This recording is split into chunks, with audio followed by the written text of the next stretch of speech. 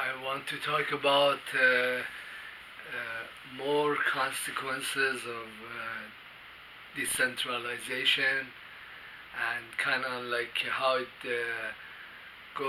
into other areas like deglobalization.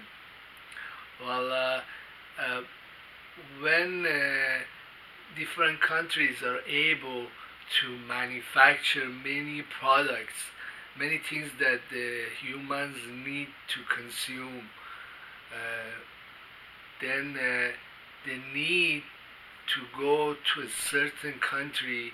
They need, for example, to go to Europe to buy clothes or high fashion clothes, or go to United States to get to borrow capital, or get military hardware, stuff like that. The need diminishes.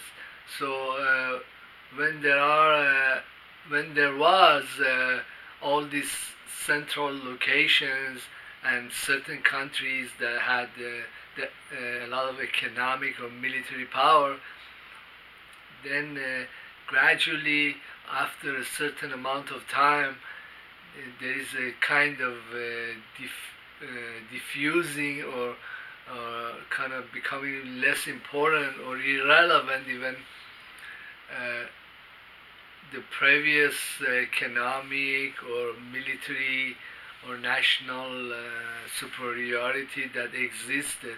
Well, these ideas or trends, they are not very flashy. They're not newsworthy, so a lot of people miss it. But it has been going on for decades, and the effects are pronounced. But you kind of have to be an old timer and to look at things and say, hey, this situation has really drastically changed, and it's really we are in a different economic or political era.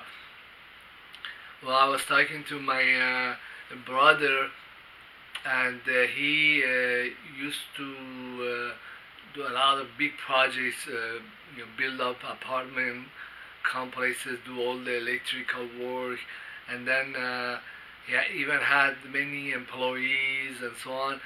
So over there in Iran, they don't have, they don't pump up the bourgeoisie or the builders with all kinds of cash, and they keep going and building more and more empty buildings. So there is a limitation, and it's the capitalist market forces will take over, and the bank is not very kind or helpful. They have to pay back the loans. Is real capitalism in that particular area. And so what happened is that all these over there they call them besaz befrush, build and sell kind of builders. They made a lot of buildings and all kinds of places, and then there were too many buildings, too many apartments. And well, actually my mom, she bought a condo, and it was very cheap. I was talking to her, maybe I should send some money and buy another one for me. I think I might even get it cheaper later on. But when there is too many supply, the demand supply equation takes over, and the prices collapses. And also this points out to the fact that it has resulted in a kind of decentralization, or move away from Tehran or big cities. Because my mother used to live in our old house in Tehran, and then the stupid place had acquired such a great value just because it was in the certain neighborhood which was like closer to downtown. Anyhow, when they finally managed to sell it,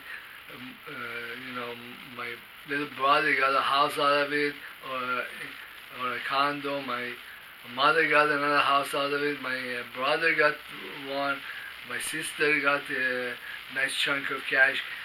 She doesn't need another house. She lives with her husband, and well, with just the valuation that this dumpy house had acquired, just because it was in this neighborhood, and the neighborhood had a centrality. Actually, our old house was was didn't have much of any amenities, and many of the condos, or almost all of the condos that my family got, they all have all kinds of amenities. They have nice shower, nice.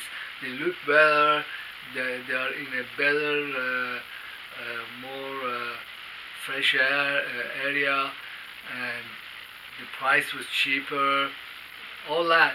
And I think that this is the trend from central locations of from big cities is going to continue and has gone on for a long time.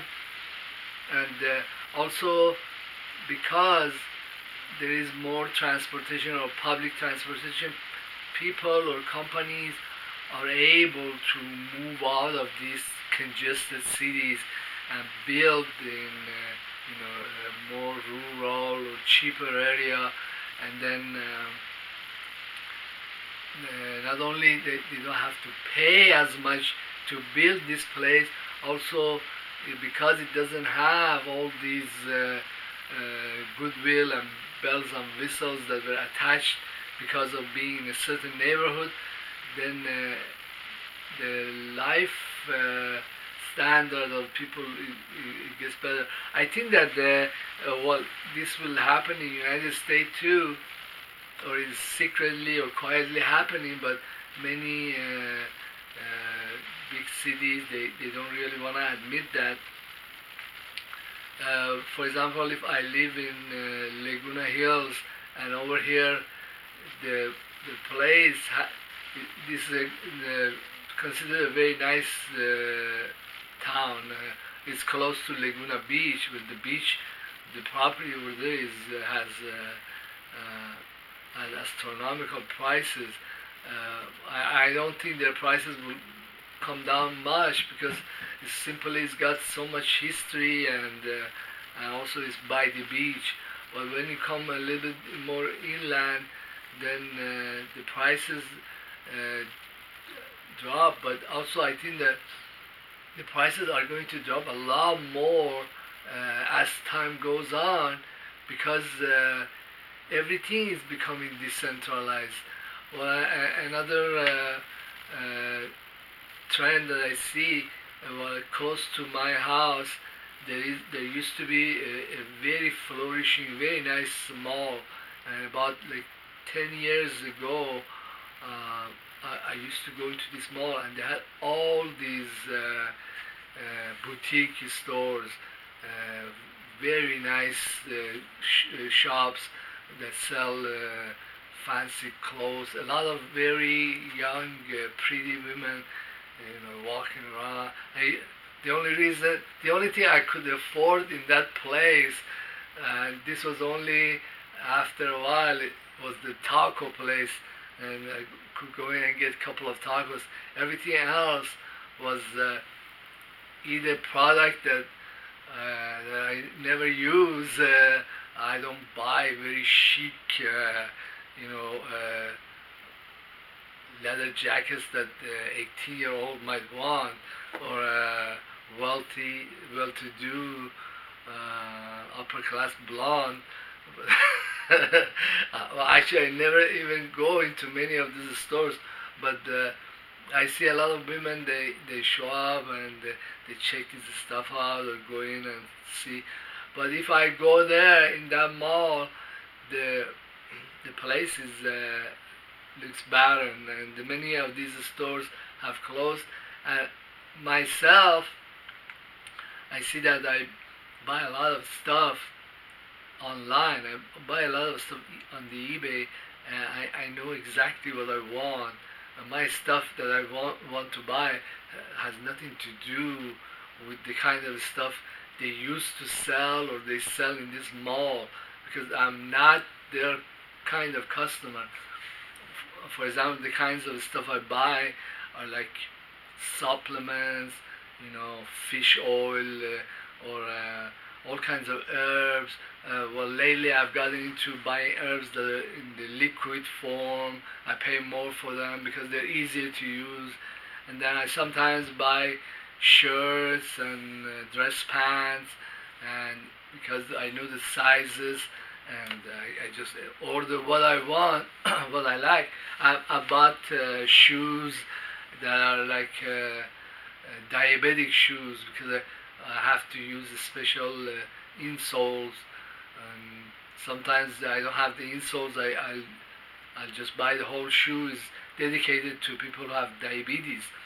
And so there is a kind of decentralization, that there is a move away from certain locality and certain retailers, and many of those retailers are going out of business.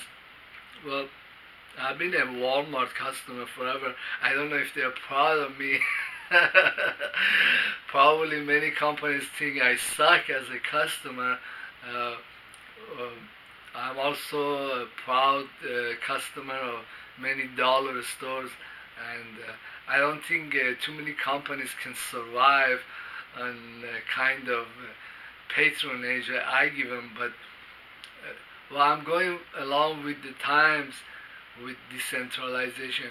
I think what's happening is that many of these products are produced in huge quantities in like places like Vietnam, or in China, or so I've seen some stuff even from Pakistan, or shirts from Bangladesh, and they're made in huge quantities. And when you buy something, you're not really getting it from a distributor that has the stuff stored here. I think you're getting the stuff.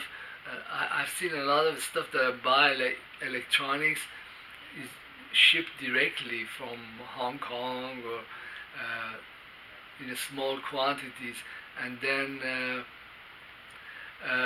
so this shows another trend or tendency away from retail central locations, or real estate that's had a certain flair or value, and the prices are going to drop. And also I see that right now I could move away into a rural area, or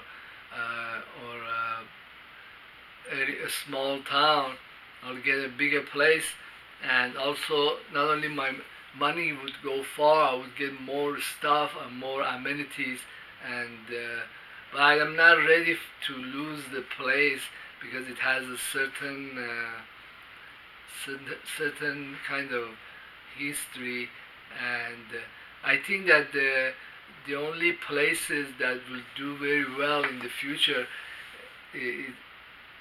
are places that have some kind of cultural bond with their patrons. Like in Iran, they have cities that they have certain religious significance or cultural, or someone is a brand, is a cultural icon, or so they continue getting patronage or money. But then everything else, which is not really a brand, and you could get it off of eBay, or from a small town, and then you really don't need to be in a certain high price place. And the other thing, decentralization I see as happening, is that because there is now a lot of high speed internet, then a lot of entertainment, a lot of business is online. So all you really need is that, I don't know, 30, 40 or 50 bucks a month, and then all this stuff is showing up on your door. Uh, then I think I'm missing another trend that's kind of like decentralization. Hopefully, I'll remember before the end of the. There is also there is less need to be in a certain school because a lot of schools, a lot of libraries, a lot of institutions, even courts, they have put their material or forms or whatever you need to do. If you had to walk into a court and do a filing, then this you don't need to do that. You just go on online, and so I think that there is a many decentralization tendencies, things kind of like spreading out and losing its cultural or economic centrality and significance, something like that. But this is really important, and if if you weren't born like 20, 30 years ago, you wouldn't see that this is happening. Anyhow, also, well, I was listening to Kaiser Report, and they were talking about all these zombie companies the United States has, which is they were saying about 13% of worldwide corporations, they're simply a zombie corporation. And there is a reason for that, because a lot of stuff is produced very cheaply and shipped very cheaply, and many corporations, they were built up in the 50s, 60s or earlier, and they rely on retailing rely on certain locations, rely on technology and society that was back then, and they have become irrelevant in our times. Well, they had a brand. Well, the brand doesn't die so easily, but they managed to get all kinds of loans and buy their shares back and survive, something like that. I don't know how long that will keep going.